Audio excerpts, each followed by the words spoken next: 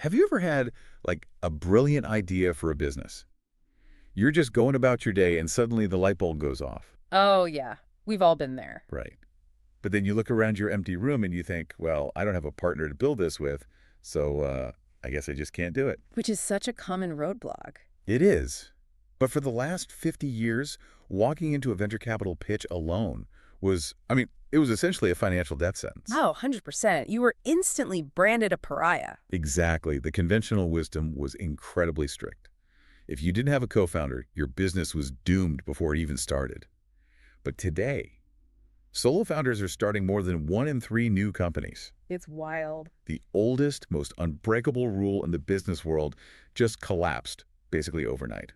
Welcome to the deep dive. Thanks for having me. And, it really is a massive structural shift in how businesses are born. I mean, the lone genius in the garage used to be a myth that we were explicitly told to avoid. Right, totally. But now it's rapidly becoming the dominant blueprint for a completely new generation of companies. Yeah, and we're looking at a stack of research today, specifically centered around this fascinating excerpt titled The Rise of the Solo Founder by Deborah DeYoung of TipTop PR. A really great report. It is. Huh? And it essentially proves why that empty room you're sitting in, that's exactly where you're supposed to be. Yeah.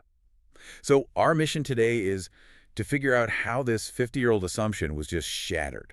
We're going to look at what's driving the sudden surge of the lone wolf entrepreneur and, what it means for you or anyone looking to build something new. I love it. Okay, let's unpack this because to understand the magnitude of this shift, we really have to look at the mechanics of why the startup ecosystem hated solo founders so much in the first place. Hated is, well, hostile is putting it lightly. Fair enough. For decades, the unquestioned belief in the startup ecosystem was simple. You need a co-founder. Full stop. No exceptions. Right. Major startup accelerators like Y Combinator, they essentially hard-coded this into their DNA. If you applied as a single person, Which people did. they did.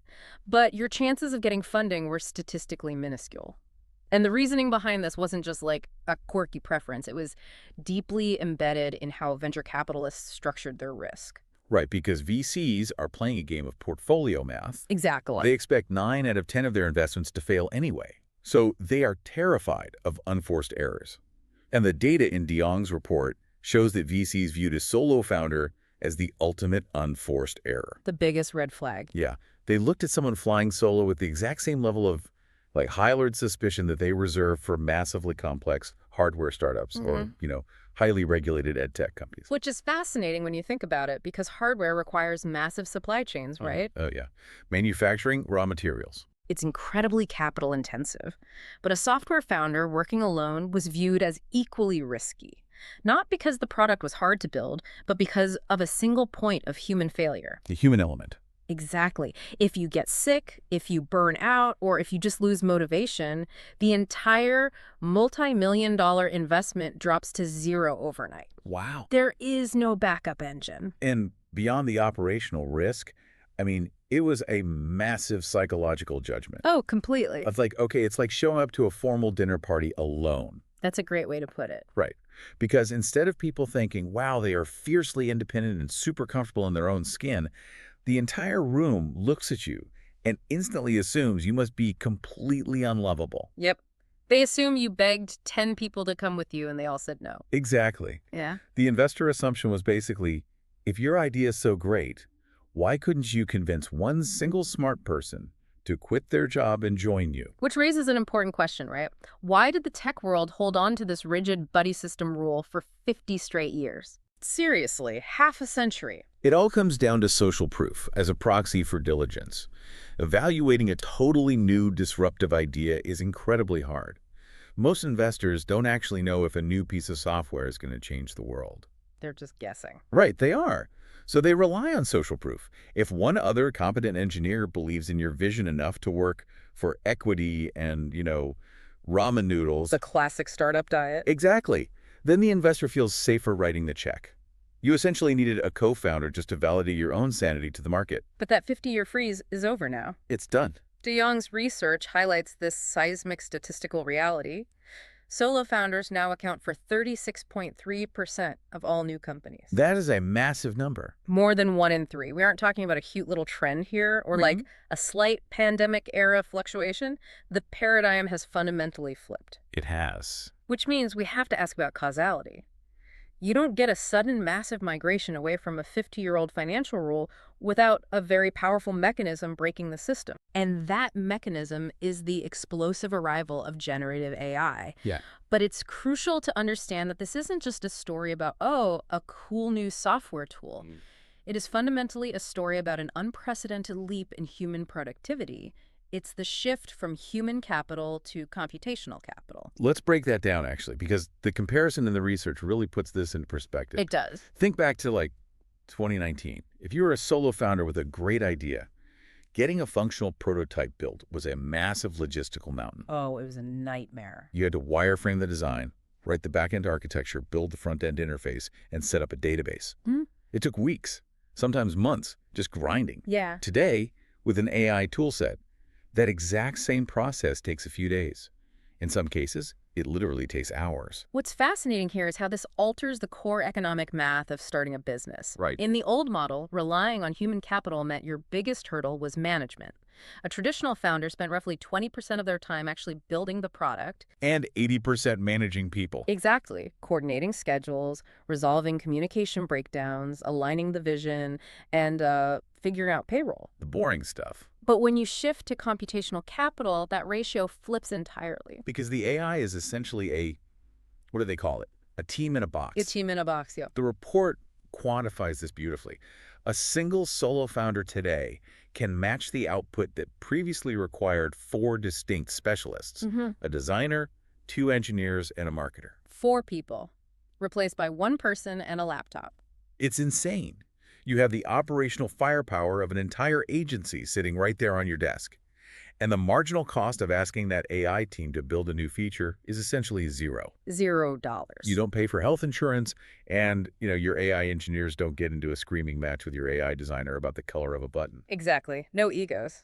But hold on, I actually have to push back on this a little bit. Okay, let's hear it. I'm not entirely buying the idea that removing human debate is a pure positive. Doesn't speed in the wrong direction just mean you fail faster? Whoa. I mean, when you have a human marketer arguing with 2 human engineers about what the user actually wants, that creative friction is usually what leads to a breakthrough. That's a fair point. If you don't have a co-founder to tell you your core idea is flawed, an AI will just obediently build you a perfectly coded, highly efficient, completely useless product. Aren't we just trading quality innovation for faster, generic prototypes? That is a phenomenal point, and it hits right at the core of the debate going on right now. You are absolutely right that an AI won't push back on a bad idea the way a brilliant human co-founder would. Right. They're basically yes men. They are. However, what the data suggests is that we are rethinking where that friction should actually happen. What do you mean? In the old model, you relied on internal team friction to refine the product before you showed it to the world. But internal opinions are still just guesses. Oh, I see. So you're saying the speed of AI allows you to bypass the internal guessing game entirely. Exactly. The goal isn't to build the perfect product in a vacuum. It's to get the product to the customer. Yeah. Because AI executes so rapidly, a solo founder can skip the internal boardroom debate and take their prototype directly to the market. You get your friction from actual paying customers telling you what they hate. Which is the only opinion that matters anyway. Right. Rather than a co-founder philosophizing about what a theoretical customer might hate, you are trading internal subjective friction for external objective market friction. Yeah. And you're doing it in a fraction of the time. Okay, wow. When you frame it as replacing internal friction with market friction, the solo model makes total sense. It's a huge shift. But if you no longer need that internal human team, you also don't necessarily need to be physically located where all the human teams are. Yes, geography. Which brings us to a really counterintuitive geographic migration happening right now. Where are these AI-powered lone wolves actually setting up shop? Well, you would naturally assume the epicenter of this solo revolution would be Silicon Valley, right? Of course. The global capital of tech disruption. But the data shows the exact opposite. Really? Yeah. The gap between solo and multi-founder teams is actually widest in the Bay Area. San Francisco is lagging significantly behind. Which is incredibly ironic. Silicon Valley loves to market itself as the place that breaks the rules and moves fast. Right. But it's like Silicon Valley is running on a legacy software operating system. Yeah, The multi-founder requirement is completely hard-coded into their API. it really is. Their venture capital term sheets, their networking mixers, their accelerator intake forms, they are all explicitly designed to process a 2 to 3 person team. Yep. If you show up as a solo founder, the entire Silicon Valley ecosystem literally throws an error code because it just doesn't know how to read your file format. It's like an exclusive country club desperately clinging to an outdated dress code. That is a perfect analogy. The infrastructure is just too rigid to adapt quickly. Meanwhile, cities like New York, Los Angeles, and Seattle are acting like open source platforms. Interesting. They are showing much higher rates of solo founding because their environments aren't bogged down by decades of strict tech industry dogma. The report specifically highlights New York as a city that naturally fosters the mindset required to build a startup completely alone. Well, let's look at the network effects of those two cities. In San Francisco, the dominant network effect is based on who you know. Yeah, your connections. It's all about your proximity to other founders and engineers. You go there to build a team. Exactly. But in New York, the network effect is based on your proximity to commerce. Yeah. It's millions of people shoulder to shoulder on the subway, hyperdense consumer markets, and massive corporate headquarters. Right. If you already have your engineering and marketing team sitting inside your laptop via AI, you don't need to go to California to find a CTO. You go to New York to find customers. Does New York's solo confidence just stem from that historic culture of individual hustle compared to the Valley's, team-based campuses? Precisely. Environment dictates behavior. I mean, Silicon Valley was built on the HP and Apple garage model. 2 guys tinkering together on a motherboard. Right. New York has a deep historical culture of individual hustle. The solitary trader on Wall Street, the lone writer in the coffee shop, the independent artist. New York rewards individual tenacity. That makes a lot of sense. So when the technology finally evolved to allow a single person to build a massive tech company, the New York psychological profile was already perfectly primed to absorb it. It's fascinating. But stepping away from the legacy ecosystem and choosing to build entirely on your own, I mean, it comes with a massive cost. Oh, absolutely. DeYoung's research doesn't sugarcoat this at all. It's not all just hitting generate on an AI and watching the money roll in. Right. There is a deeply personal, emotional calculus to making this geographic and a structural leap. Yes. The risk profile shifts entirely. When you have a co-founder, the primary risk is interpersonal conflict. The human drama. Right. But when you go solo, the risks become entirely internal.